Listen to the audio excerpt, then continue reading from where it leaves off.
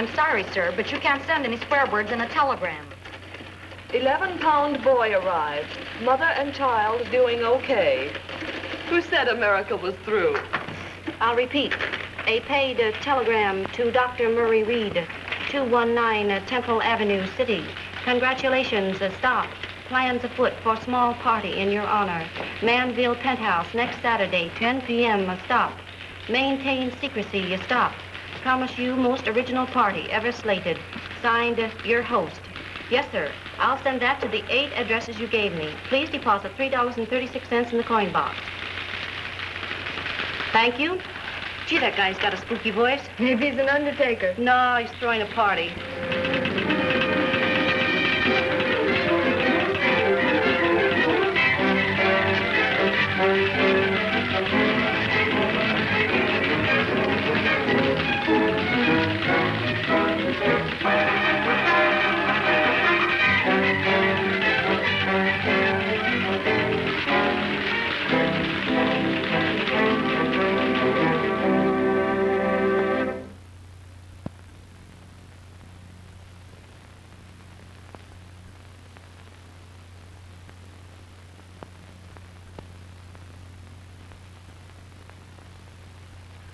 No answer.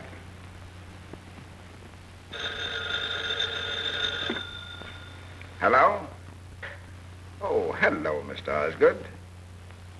Why, no, of course I'm not too busy. I see you've gotten rid of young Abbott, Doctor.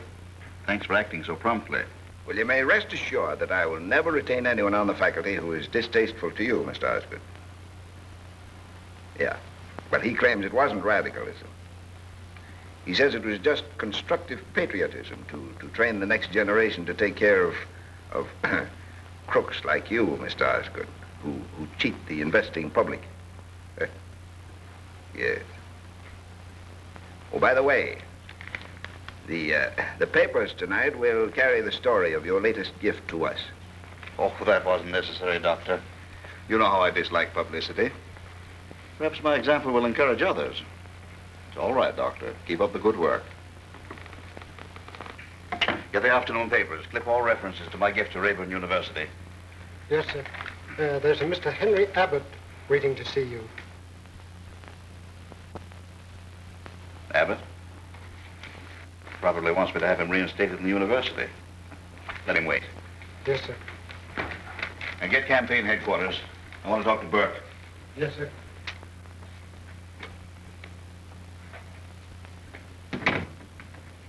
Mr. Abbott. Yes. Mr. Osgood says for you to wait. Thank you. Oh, good afternoon, Mr. Burke. Hello, Burke. What's up?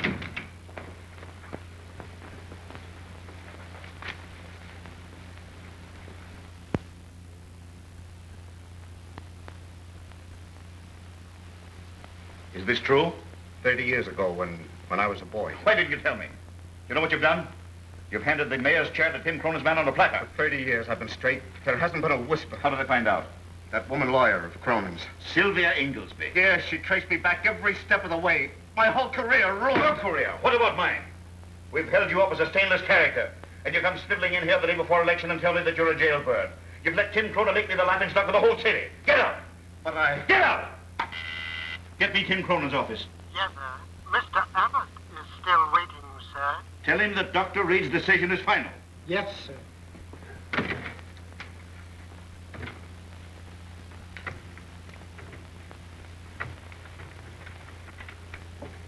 Mr. Abbott. Yes. Mr. Osgood says to tell you that Dr. Reed's decision was final. Ask him if he needs a new candidate for mayor.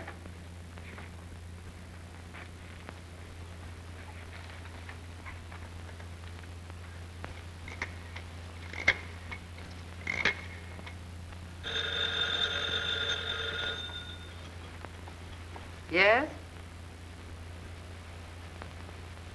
Mr. Jason Osgood would like to speak to Mr. Timothy Cronin. What do you say? Mr. Cronin is in conference with his attorney, Miss Sylvia Inglesby. Yeah, why didn't you tell him that? Osgood would have got a kick out of it. It's going to be hard on Burke. It was the only way we could get at Osgood. We had to smash that good government league of his. And don't you waste any sympathy on Bert. He shouldn't have gotten our way. It must be nice to have everything your own way. You ought to know. Goodbye.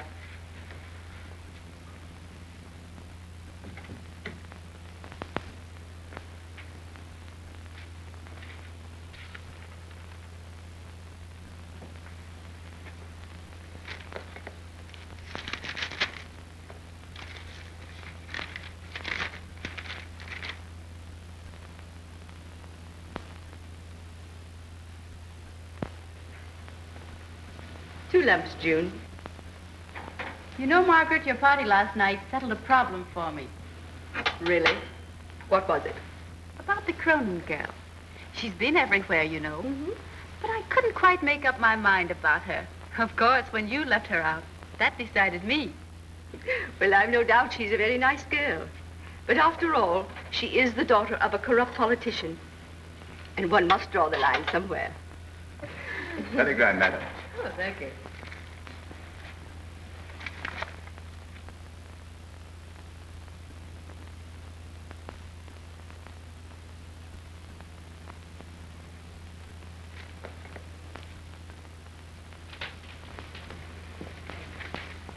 Another telegram, Miss Jean. Well, this certainly is our busy day.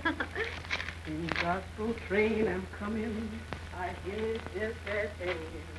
I hear the car wheels moving and rumbling through the land.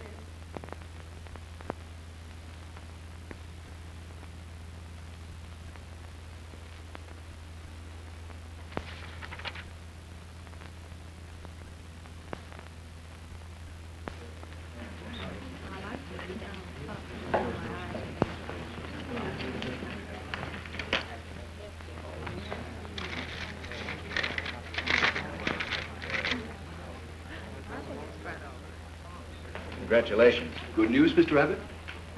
Oh, no. Invitation to a party.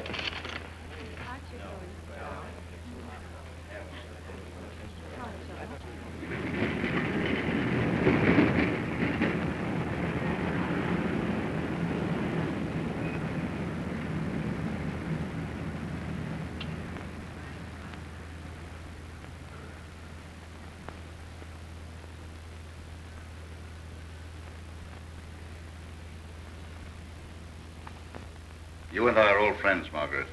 Own up now, it was you who sent that telegram. Until I entered this room 5 minutes ago and found you here, I hadn't the slightest idea whom I was to meet or who was giving the party. But seeing you here, I had my suspicions. And I'm hardly in the mood for any celebration, especially after what happened at the polls yesterday. The whole town's laughing at me. I've never been so humiliated in my life. When I think of what Tim Cronin did to me, All right, Jason, it wasn't you. So we'll go back to Dr. Reed. Well, I know nothing whatever about it. At least, nothing more than is contained in this telegram. Well, I think it's all a silly joke.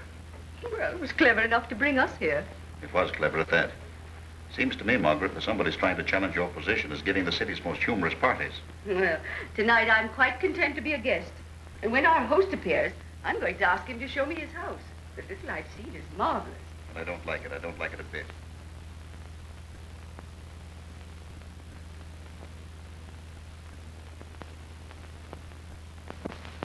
Everything is to be done on schedule according to these instructions. If the guest should ask any questions, they're to be answered with a simple statement that you do not know, under no circumstances. How do you know we're going to get paid for this job? Well, the agents that sent us here will be responsible. They told me so. Isn't that good enough for you? Yes, it'll have to be, but just the same, I don't like it. The place is too perfect. Nothing has ever been used. You mark my words, something is going to happen. Well, you've heard the instructions. Everything is to be timed to the second.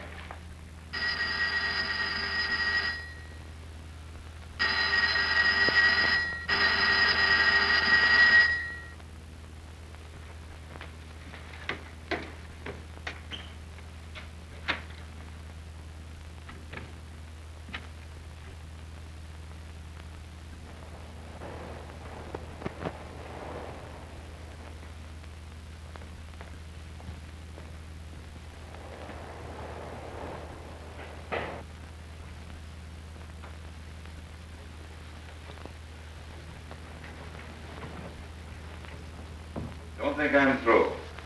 Just now, Tim Cronin's in control. But Cronin's a crook, and crooks are always greedy. He'd make mistakes, and then I'll have him. Cronin's a dangerous man, Mr. Osgood. I've heard some terrible stories about him. Anything you've heard about Cronin, you can multiply by 2. The man's utterly unscrupulous. What name shall I say? Well, somebody's got a sense of humor.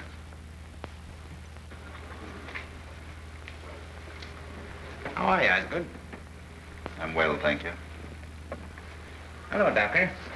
I met you once somewhere. Speakeasy, wasn't it? I've never been in such a place in my life. All right, Doc. My mistake. Maybe it was in church. You all know Sylvia?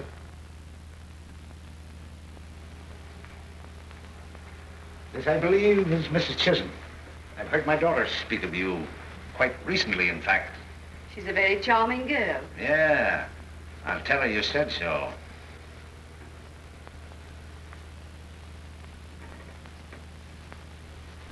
How are you? Fine, and you? Splendid, thank you. Glad to hear it. Interesting place, this. No hard feelings, I hope, Osgood. My man won and yours lost. I guess that's all there is to it. I don't think there's anything to be gained by discussing the matter. Okay. I sure love a good loser. Swell place, eh? Hadn't any idea it would look like this.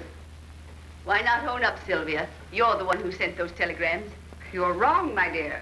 I got one myself. Shall I read it to you? That's hardly necessary. We all got them.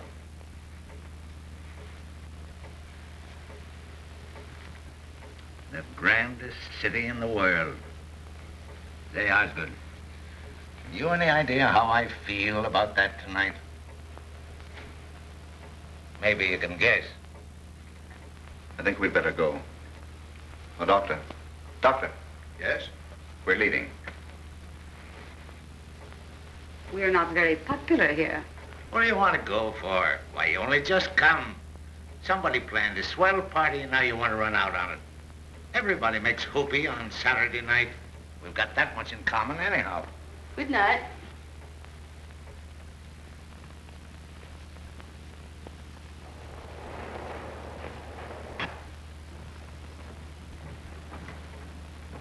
Hello, folks. Well, this is a surprise. Why don't they build elevators all the way up to penthouses? Good evening, Miss Chisholm. Good evening. Mr. Osgood. How are you? Doctor. How do you do?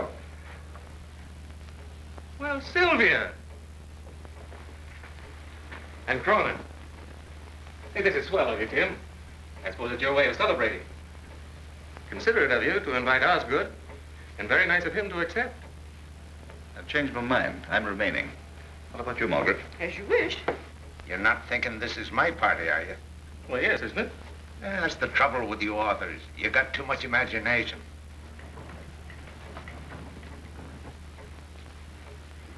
Name, please. Hello, everybody. Friends and enemies. Oh, this is Rich. How are you, Margaret? Hello. Which one do I thank? Hello, Osgood. Why, Doctor, is this a pleasure or is it a pleasure? Hello, Sylvia. Is this your idea of a joke, Mr. Abbott? What, meeting you? You should take yourself more seriously, Doctor. Hello, Jim. I'm asking if you invited me here as a perverted joke on myself. If so, I will... I? Why, Doctor, have you forgotten? I'm one of the unemployed. Oh, allow me, Mr. Cronin, Mr. Abbott. Hey, isn't this your party? I wish I could plead guilty, but I don't run to this sort of thing. My guess is as good as anyone's. I picked Jean Trent. Oh, that's impossible. She wouldn't have asked me. Oh, don't be silly, Jim. Jean's too good a sport to hold grudges. Well, who else could it be? The whole thing's got Hollywood stamped all over it. Why, those people can't even pay their gas bills without a lot of drama.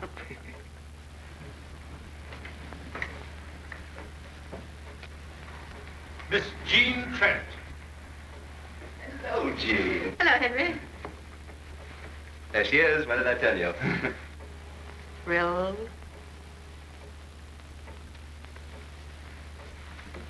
Now then, everyone. Make your prettiest bows and say thank you. Jean, is this your party? My dear, your roof garden is charming. Wait a minute, wait a minute. I don't understand. Oh, come along now, Jane. You've had your fun. Now own up. Well, don't be silly, Henry. This is your party, isn't it, Margaret? No. Jean, I'm clairvoyant. I can read your thoughts like an open book. Now look me in the eye. You received a telegram asking you to come to this party and signed your host, didn't you? Yes, I did. I knew it. So did I. So did all of us. But the peculiar thing about this shindig is there isn't any host.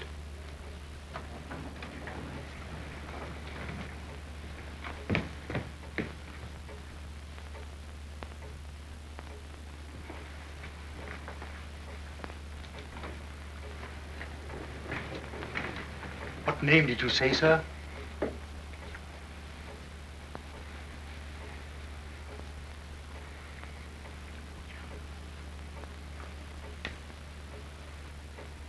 Mr. William Jones.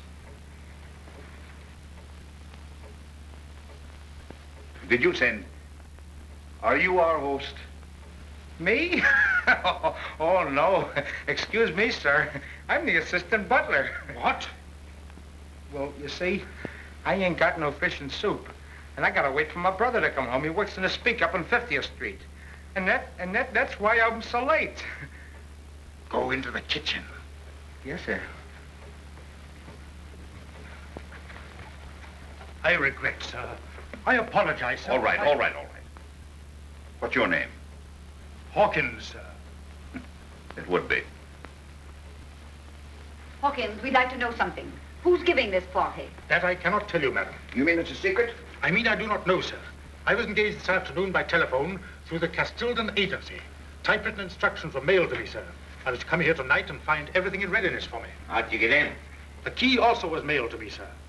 Your host has planned a very interesting evening, if I may say so, sir. Well, Hawkins, you seem to be as much in the dark as the rest of us. Maybe we'd understand it better if we had a little glass of something. I'll bring the cocktails immediately, sir. If you will pardon me.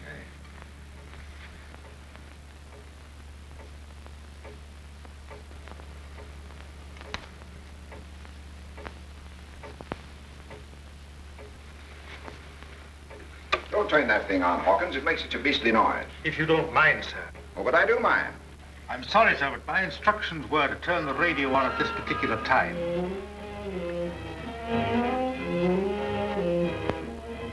Patience is such a sweet virtue. Don't you think, Doctor? Jean, shall I go or stay? It doesn't make the slightest bit of difference to me. I don't want to spoil your evening. You can't hurt me anymore, Jim. No matter what you do. When we were children, If you were angry with me, I thought the world was coming to an end. Now it doesn't matter in the least. We're an odd bunch for anybody to select for a party. Here's Dr. Reed. He thought so much about society, he had me dismissed from the university. But he's bearing up very bravely. We'll all be the best of friends after we've had a few drinks. Won't we, Osgood? No. Oh, now, gentlemen, let's not begin calling each other names on Saturday night. There's only one name for you, and Miss Sylvia Inglesby. That's enough. Leave Miss Inglesby out of it. It's all right, Tim. Mr. Osgood's not a very good loser. It ain't all right. That mealy-mouthed hypocrite can't insult you and get away with it. Any more than that Chisholm woman's going to get away with what she did to my daughter. That's enough, Cronin. You've said enough. Please, Tim, please. why pretend to be comfortable in the society of people we can't tolerate? Meaning me, of course.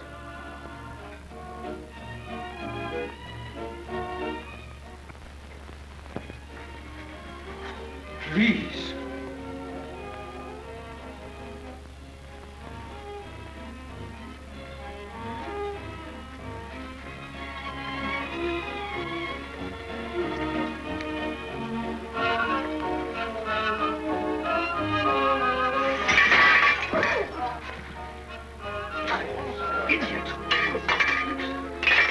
This is becoming ridiculous. The kitchen. Go into the kitchen.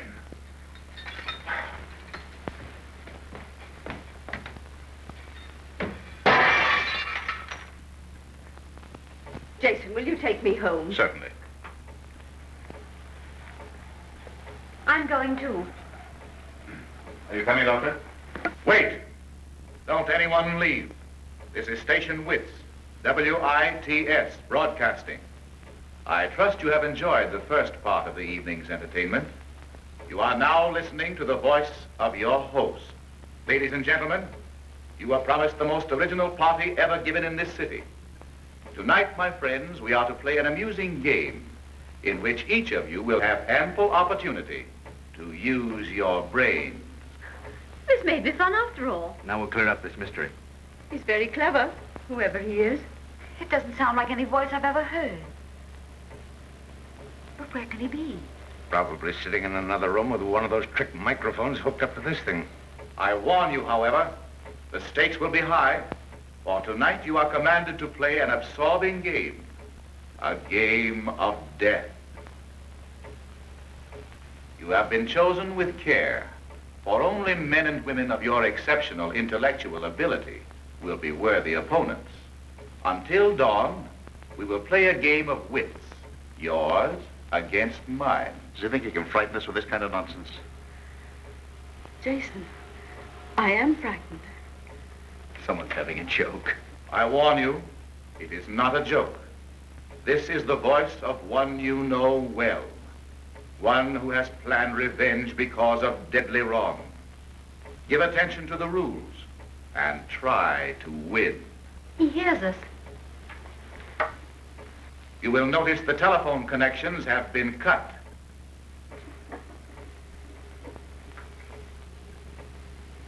This is ridiculous. To touch the radio means death.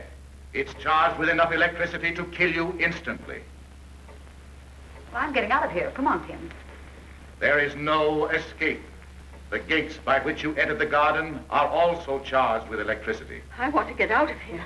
Margaret, don't let this thing get the best of you. Some ghastly brand of foolishness. But Jason, Just a minute. This may be only a joke, but I've had the feeling for the last few moments that someone in this room, one of us, may be behind it. You're crazy. There are people here I wouldn't be found dead with. But I don't think they're capable of this. Thanks. Every one of you has some secret which you hide from the world. Through these weaknesses, I will attack you. If one of my guests lacks the courage to play the game with me, I have provided a simple means of escape. If you will look on the shelf above the fireplace, you will find a small bottle.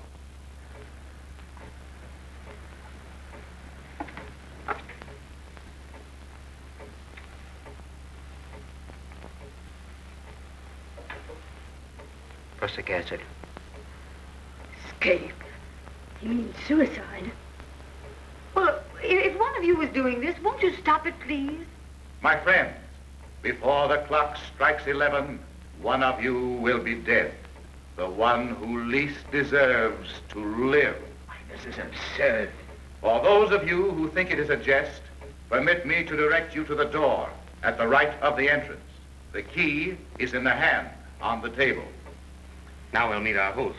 He's been behind that door all the time. Why, of course, it couldn't be anything but a joke.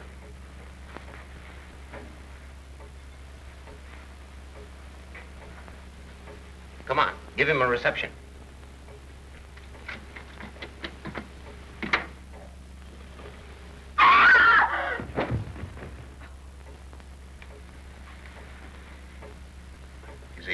Is he dead? Anybody know him? Electrician's tape. Here, lend me a hand.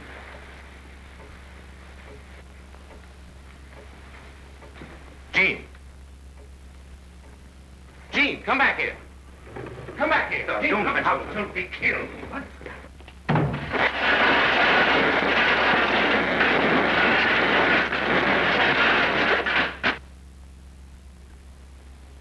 You might have been killed.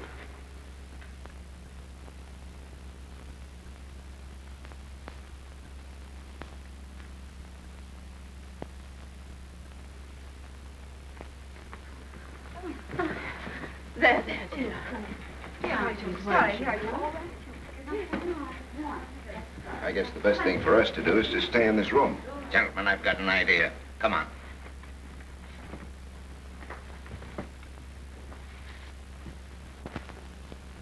That butler must know something.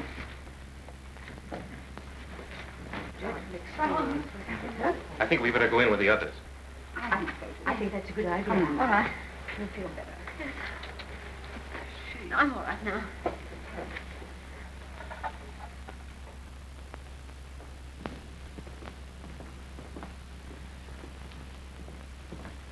Yeah? Then what? Come on, spill it. Then I came here, sir. I met the chef down below and we came up together. Since then, I've been carrying out my instructions, sir. Ever been here before? No, sir. You're lying. No, you don't. Find some rope and we'll tie these fellas up.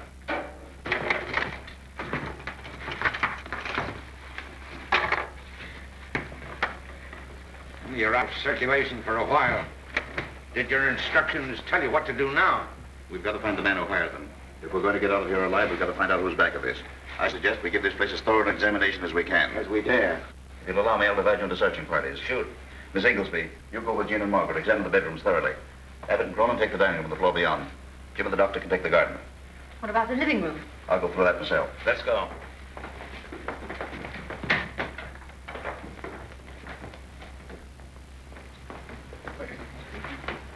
Yes. Would you like me to go with you, Jean? Oh, no, it's all right, Henry. I'm all right now. Abbott, you better come with me.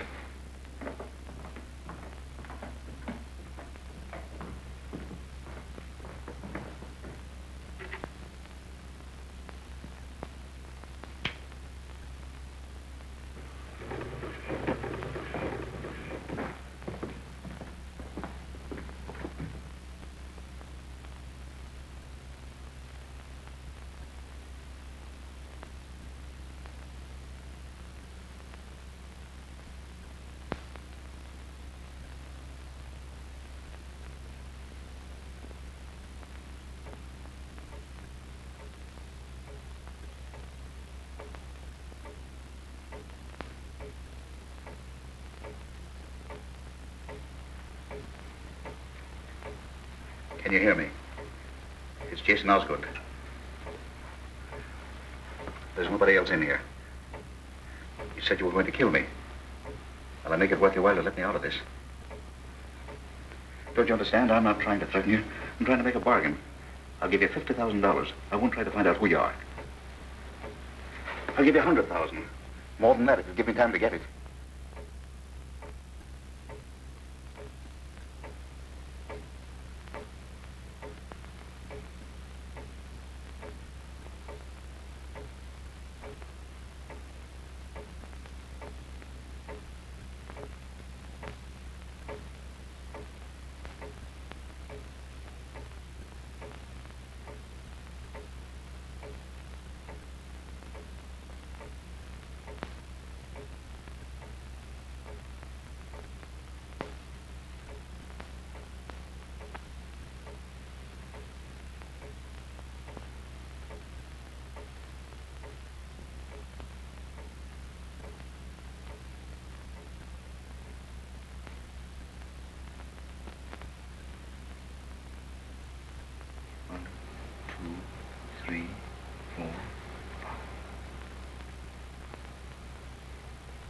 One for each of us.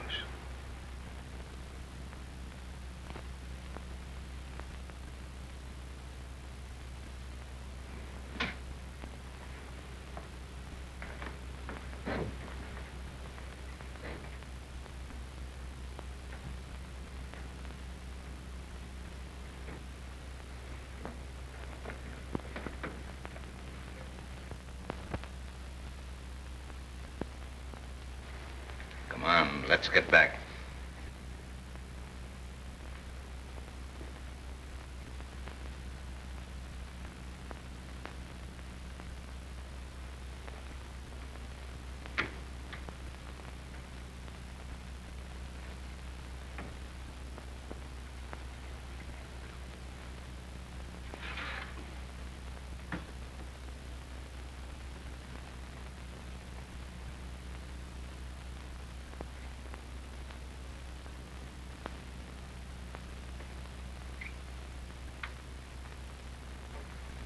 Did you find anything? No, did you? No.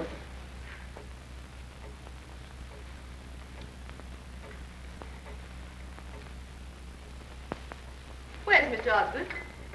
Right here. Oh, Jason. I thought we might need something. You're not so bad after all, Osgood. Thanks.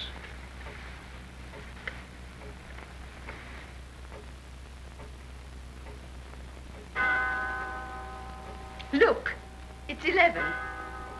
We're still all here. And nothing's happened? Then he's failed.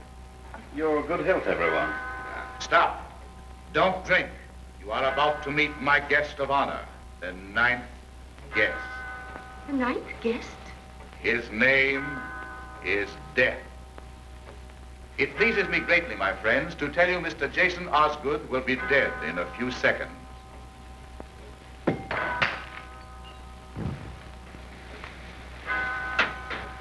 Let me get his pulse.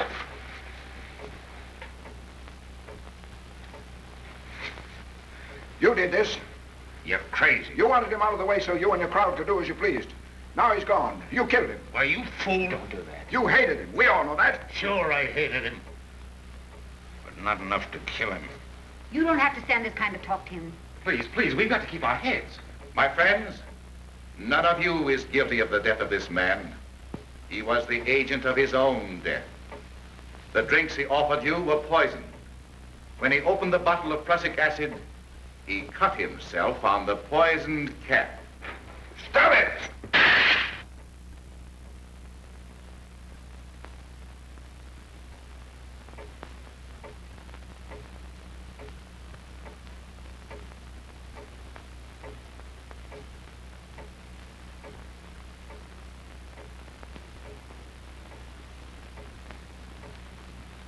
I can't stand it. I can't stand it any longer. Oh, please, dear. Control yourself. You must. For all of us. It's that clock. Won't someone stop it? That won't do any good, Miss Chisholm. Oh, but it's that picking. He said another one of us would be gone at 12. Now, listen. We've all been told we're going to die. The next one in 15 minutes. Osgood weakened. He's dead. All we've got to do is keep our heads and nothing can happen to us. You want us to sit here like a lot of sheep waiting to be killed? Can't we do anything to fight back? Don't you see that's just what he wants us to do? Suppose we should fight back. What would we be fighting? Shadows. There must be some hiding place. He's here somewhere. Search the apartment. This is not a game of slaughter. It is a game of skill. We're trapped by a maniac. You boasted you had the whole police force in your hands. Can't you do something? What can I do? With the wires cut, how can I reach him? Tim. My friends, this is a game in which you take one side and I the other, with death as the referee. If I lose, I will appear and die before you all. That butler hasn't heard a word of this. I'm going to take him to the gate and tell him to get out. If he hesitates, we'll know he's in on this. Come on. If he's killed, that's murder. Murder. We're fighting for our lives.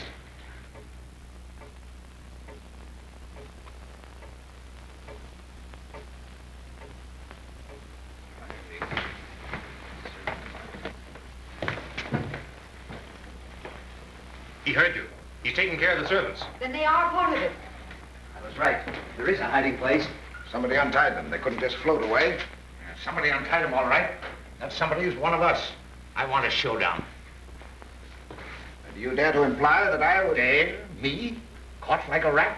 You bet I dare. If you're not doing this, one of the others is. Why, you can't talk to decent people that way. Tim, Dr. Reed. Stop it, you hear?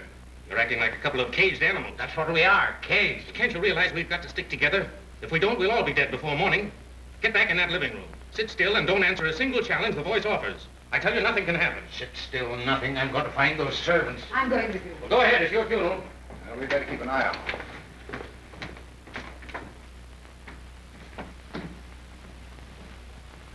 Come, Margaret. Wait.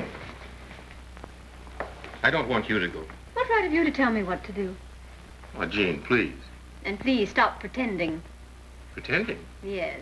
Your sudden anxiety for me is a little absurd. You won't listen? No.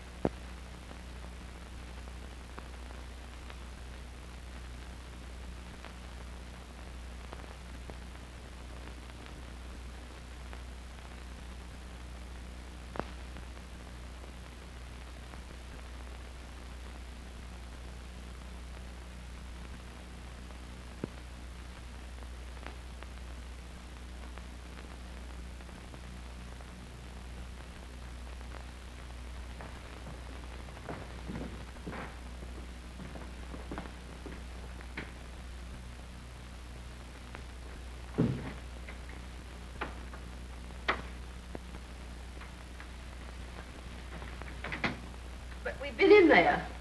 I know, but I want to look again.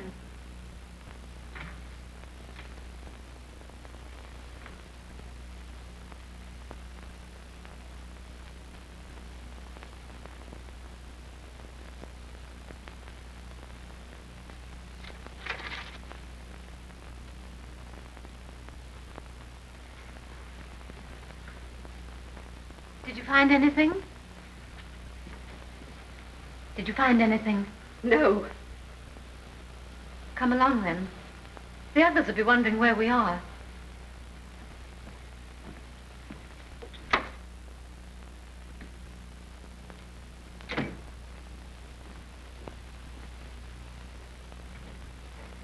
Cigarette? It's good for the nerves.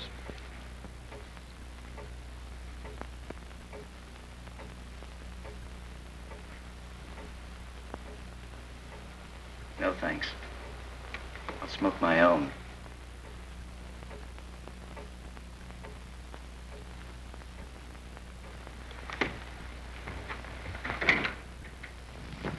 What's going on here? Well, I tried to attract attention by burning some newspapers on the parapet, but I don't suppose anybody could see the blaze. 50 stories up, you might as well wave a lighted match. Well, the setbacks begin 10 stories down. I couldn't throw a message beyond them. I tried. You might have set the place on fire. It's like a cheap movie. Now, perhaps you'll listen to me. We've got to fight this thing with common sense. If we all stay inside and keep quiet, we'll be safe. Now, come on. If I thought that you... Oh, please, gentlemen, let's go inside. Find anything, Chisholm? No. Well, are you going to tell them, or must I? I don't know what you mean. Oh, yes, you do. We were searching the front bedroom. You didn't know I saw you, but I did. Jean, please. Well, there's a table by the bed. There was nothing on it when we went there first. But when we went back, there was an envelope there. I saw Margaret pick it up and read it. And then she hid it in her dress. Margaret. Margaret, what was it? Let's see that letter. It isn't true. Jean, you're sure? Well, yes, of course. Sylvia, you and Jean take her to another room and search her. You wouldn't dare. Will you let us have that letter?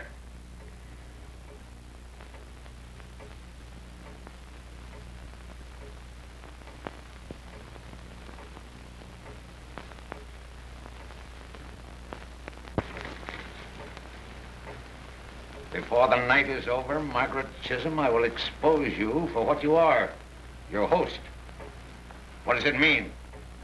I don't know. I'm as ready to answer for her as for myself. There's no mystery in her life, no secrets. This letter may have something to do with our predicament. You've got to tell us what it means. She'll tell, all right. The time draws near when the second of our company is to leave us. I'm sure you will agree that the second, like the first, is unworthy of such a distinguished company. Before our guest departs, some details of her life may be of interest to you. Her life? I have selected for my next opponent our brilliant society leader, Mrs. Margaret Chisholm. Stop it, stop it. This woman has no right to the name you know her by. The only name to which she has legal right is that of her first husband, Jimmy Vickers, from whom she was never divorced. Oh, that's not true.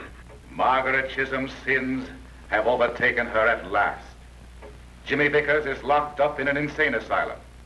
But I am prepared to expose this society leader as a bigamist. Oh, that's a lie. He's dead, I tell you. Bigamist. And my daughter wasn't good enough for your crowd. Every dollar Margaret Chisholm possesses was stolen from the husband she had committed to an institution. No, no, no.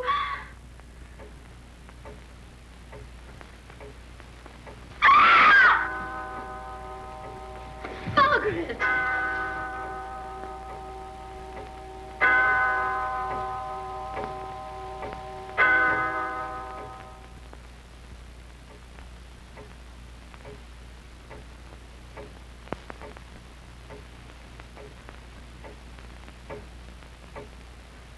15 minutes more. Stop it, please. 15 minutes more. Can't somebody stop her? I can't. None of you will listen to me. You told us to sit still. Nothing would happen. Now Margaret's dead.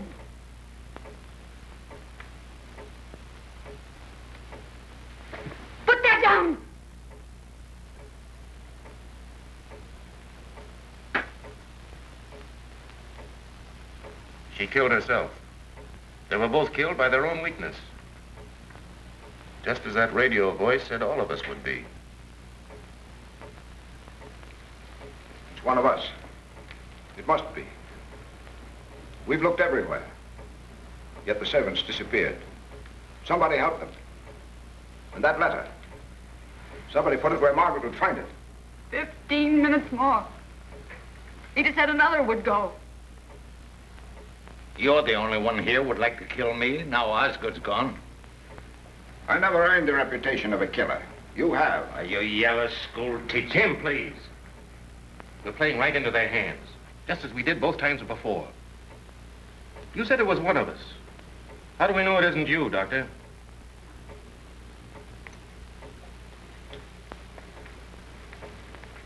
Or you. You're in league with half the crooks and racketeers in the city.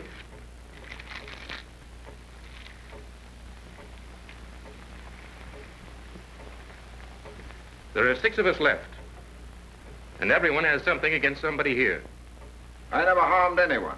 You kicked me out of the university without a chance to defend myself. Please. I had to put you out because I didn't like your opinions nor your sneering, arrogant vanity. How do we know it isn't Abbott? You have reason to hate Dr. Reed. How do we know you haven't something against all of us? Why do you leave yourself out? Wait. Please don't. Yes, why? There's only one person I know who'd be happy to see me dead, and that's you, Jim. Well, that isn't true, Jean. I think you're a little snob, eaten up with self-importance, but I wouldn't kill you. Oh, yes, you would. I'll tell you all something you don't know about us. Jim and I were brought up together. Our fathers were friends. We were in love. But I soon got over it when I found out Jim hadn't an ideal in the world but money. Our fathers between them owned the Chetwood estate. They left it to us with a proviso that it couldn't be sold unless we both agreed, because they thought we'd be married and live there. When Jim found out there was oil on the land, he wanted to sell it. But I refused. That's when he turned against me in his newspaper column and tried to ruin my career. That's why I think you'd like to see me dead. You'd be a millionaire if you could sell Chetwood.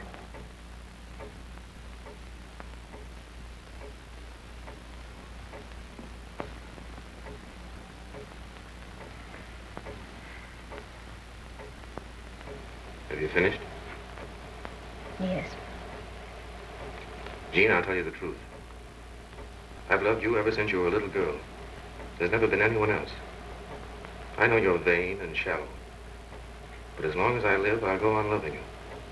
Because I can't help myself.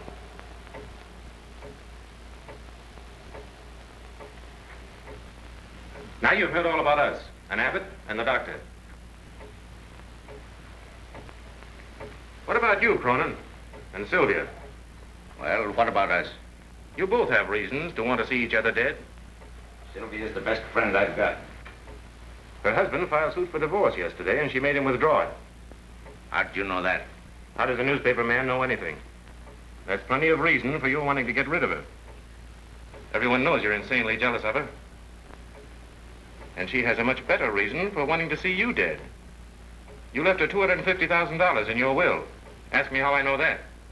It's true, isn't it? Yes, it's true. Don't let him frighten you, Tim. But Sylvia wouldn't kill me for that.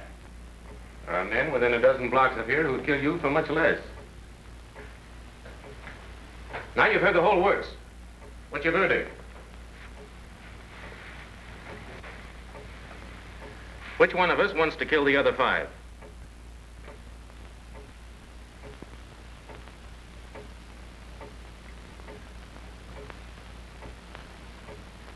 Don't all speak at once.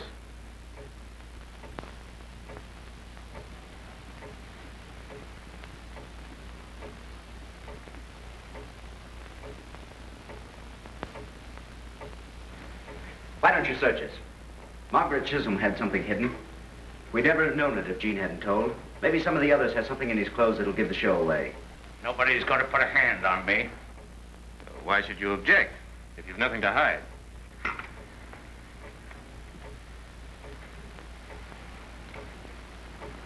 Well? Tim, please, Tim. Make you feel any more secure? Here, There it is. I'll take it.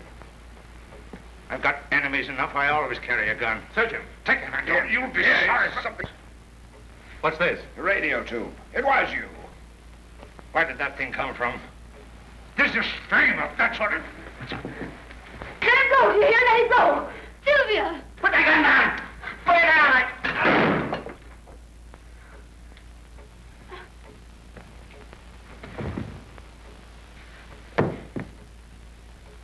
Tim! Tim! I killed him. Tim! Oh, Tim, Tim! I didn't mean to do it, Tim, Tim!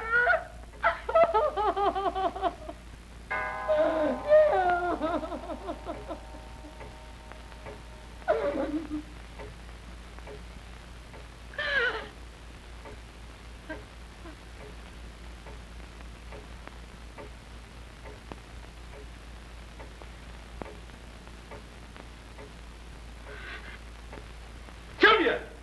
Stop. Sylvia, come back! Sylvia! Sylvia!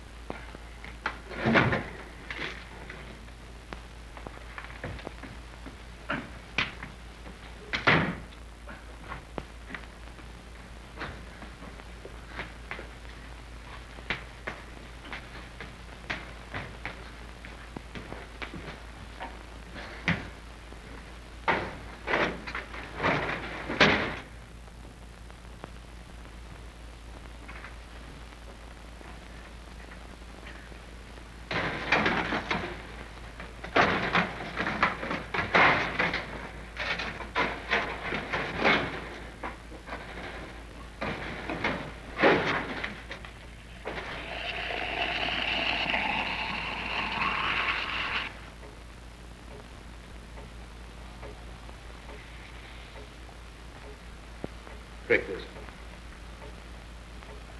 Jean.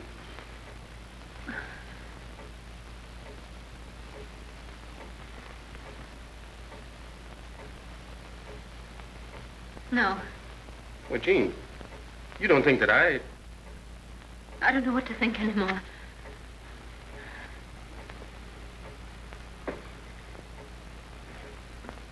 Well, we're all right, Jean. We're going to get out of this place. I know I'm going to die. You're not. The others all did something. They brought it on themselves. We won't. I love you, Jean.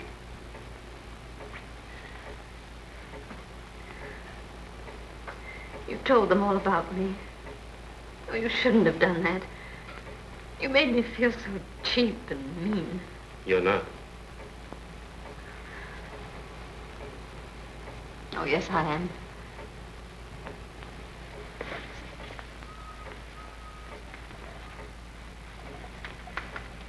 Ever since that awful thing happened to Sylvia, I've been thinking. I've been seeing myself as others see me for the first time. As you've seen me. You're adorable. You've tried to help a selfish, arrogant girl. And she just thought you were greedy. What difference does that make? You're a success now. Oh, no, I'm not.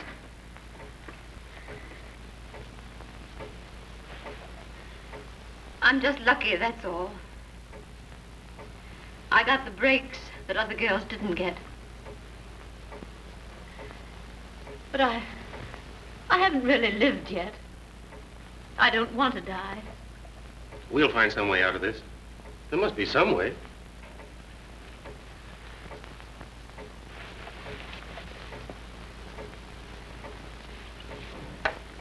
Here, drink this. Yes, Jim.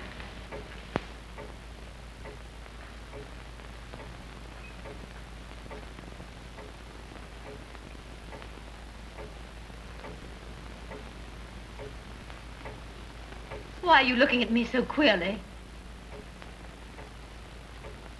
What have you done to me? Nothing.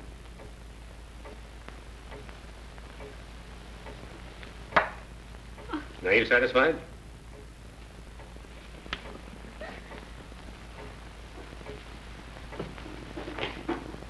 One minute you admit that you're spoiled, and the next you accuse me of trying to poison you. Oh, I'm sorry, darling. I don't know what I'm saying. Oh, darling, don't let anything happen to me. I want to live. I want you. Oh, Jim, I'm afraid. I'm afraid.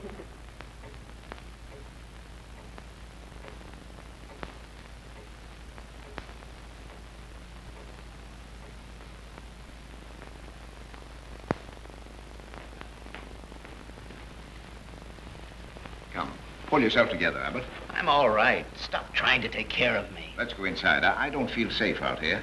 Safe? Do you feel safe in there where 3 of them died already? Oh, come along. Come on, let's go inside. I'm all right. Leave me alone. Take your hands off me. Come on. Come away from that. Will you leave me alone?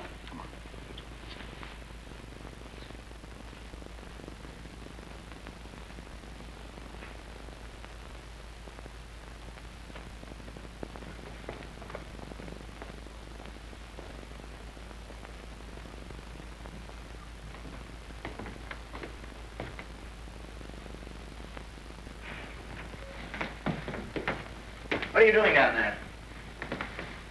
What are you doing down there? Where have you been? There's a door back of this refrigerator. Did you find my pencil?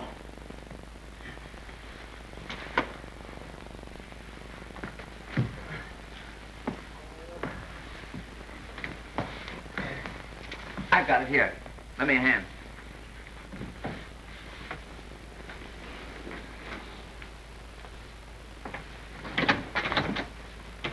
It's locked on our side. Open it.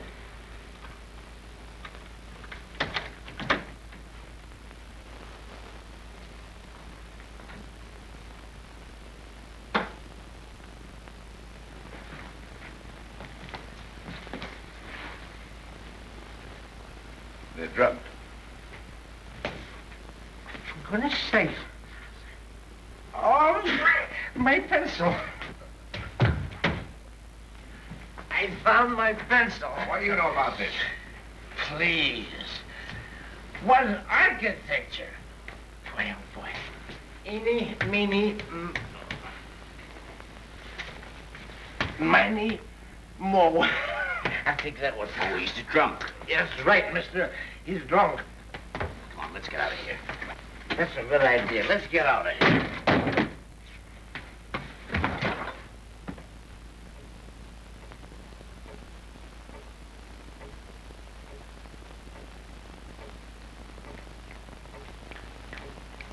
Oh, sit down, can't you?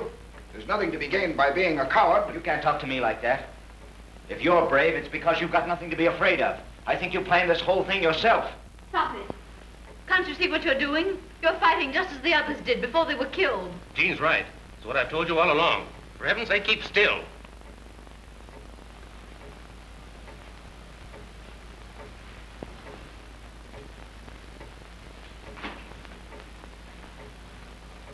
Why did you turn those lights out? Because I don't want to be any more conspicuous than I have to. Only 4 of my guests are left. Dr. Reed, the well-known educator, Jean Trent of the Honeyed Voice and the Golden Charm, Jim Daly, brilliant journalist, and Henry Abbott. Just 4 opponents. Are we cowards? Let's do something.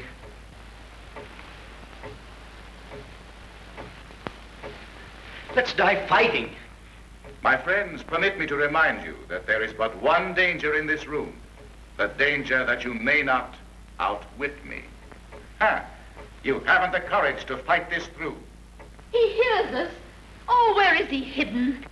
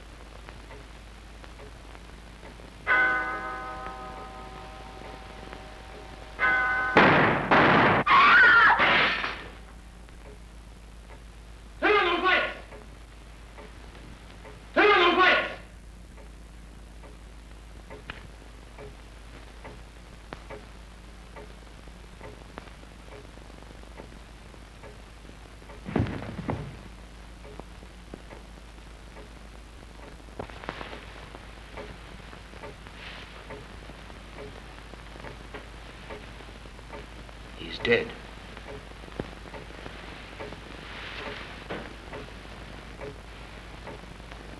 Someone's out on the roof. He fired through this window.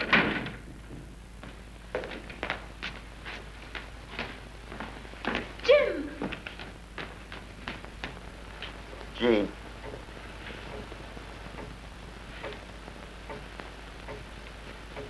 Henry. What's happened? Looks like someone's a bad shot. Oh, Henry. Are you hurt badly? No, I don't think so. Jean, I've got to tell you, we may never get out of here alive, any of us. I love you, Jean. Oh, Henry. Please don't. Not now. I may never have another chance, dear. I want you to know I love you more than anything else in the world. I have for ever so long. I wouldn't have dared tell you, except...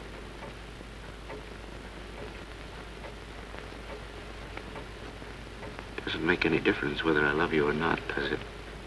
Oh, Henry, yes, of course.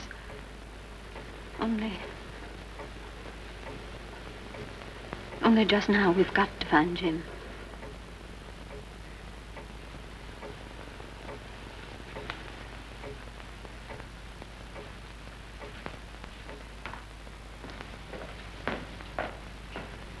Jim! Jim! Jim, where are you? Jim! Jim, where are you?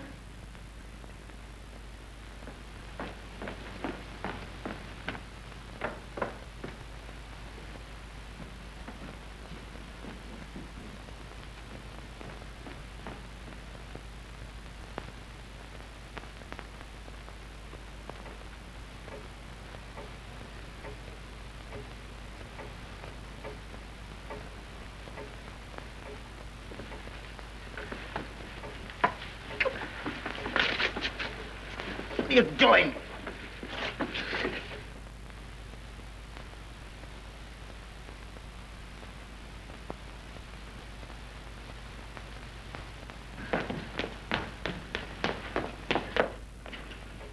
Jim! Take this tape off my eyes. Do you want to kill me the way you did all the Why others? have you got him tied up like that? Come to your senses, Jean. You realize this man has killed 5 of your friends here tonight? He's done nothing. He knew he couldn't get me the way he got all the others. He wanted us to think that Dr. Reed was killed by someone outside in the garden, but he wasn't. He killed Dr. Reed with a gun from this room. Then he fired the second shot at me, but he almost missed me in the dark.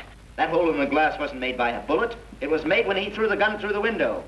If you look lower down, you'll find the hole where the second bullet went through.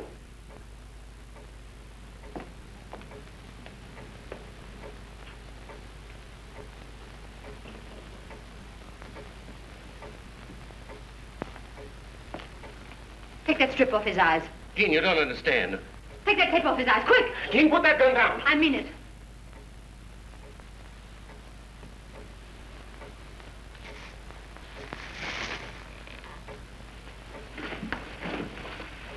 Now listen to me. I'm going to prove that Abbott and nobody else did this. He planned the whole ghastly party. For a long time, I couldn't see that any of our crowd could be guilty. And then suddenly it dawned on me. Abbott was the only one in the room that the voice answered directly. It never answered anybody else. Don't you believe him, Gene? Now I know who was in that closet. You introduced me to him months ago. He was a young electrical engineer. You brought him here to wire this place, and then you killed him. He's lying, Gene. Killed him in cold blood, just like you did the others. You killed him to keep your secret.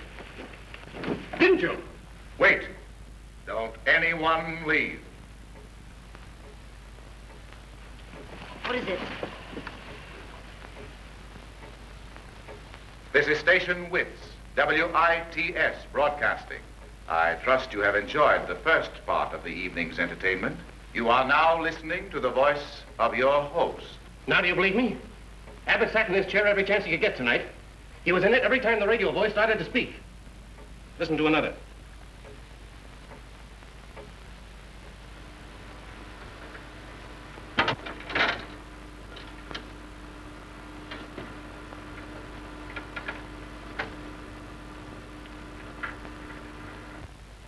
You are about to meet my guest of honor, the 9th guest.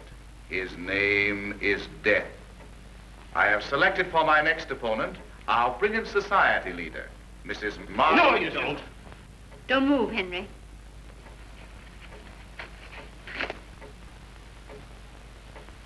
A microphone. Now we know why the radio voice could follow our every move. When he couldn't count on those records, he had this. There are probably a dozen places in the house where he could plug it in. He killed Dr. Reed and then wounded himself in some way to fool us before he threw the gun through the window. All right. I promised I'd play fairly if you outwitted me.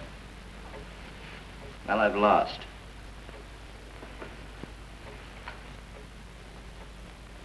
You think I'm mad, don't you? I can see it in your eyes. Me, mad? I'm not mad. Is a man mad because he kills his enemies? I saved every cent for years to get you together like this. I rented this place under an assumed name so I could kill you. What have we done that you should want to murder us? Osgood ruined my father in the market and he shot himself. My mother died in poverty. But I didn't kill Osgood. I didn't have to. I knew he'd do anything to save his own skin. That's why I poisoned the cap of that prussic acid bottle. His own greed killed him. That doesn't account for Margaret and the rest of them. Margaret Chisholm's real husband was my brother, Jimmy Vickers. Yes, my real name's Vickers. You remember, don't you, Jim? The Vickers disgrace made fine copy for your paper. It got you your first real break. Margaret Chisholm bled my brother for every cent and left him to die in an insane asylum. But I didn't kill her either. I didn't have to. I knew she'd take the coward's way out, and she did. Sylvia Inglesby handled Margaret Chisholm's case against my brother, and Cronin pulled political strings to help her do it. He's known for years she was an imposter. But he kept still because he was counting on her to have his daughter socially set. Then why did you struggle with Sylvia over the gun? You tried to save Cronin's life. I struggled to fool the rest of you. But while I struggled, I made Sylvia point that gun at Cronin and kill him. A life for a life. Isn't that what the Bible says? Oh, Jim, I can't stand anymore. You think I shouldn't have killed Dr. Reed, don't you? Well, he killed me, my future, when he had me thrown out of the university. What have you got against Jean? I always loved Jean. I wanted you, Jean. I wanted to take you with me. It was the only way I could have you. He's mad. I promised if you'd win the game, I'd die in front of you.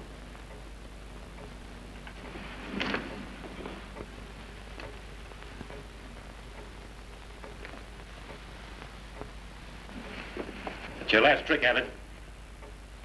Now get us out of here or I'll kill you.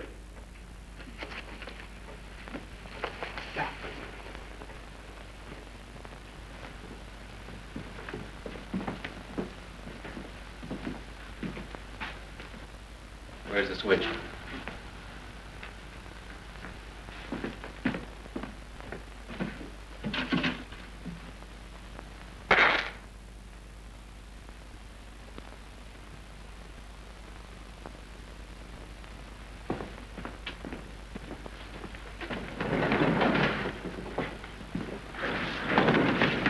What are you doing? You needn't worry about me.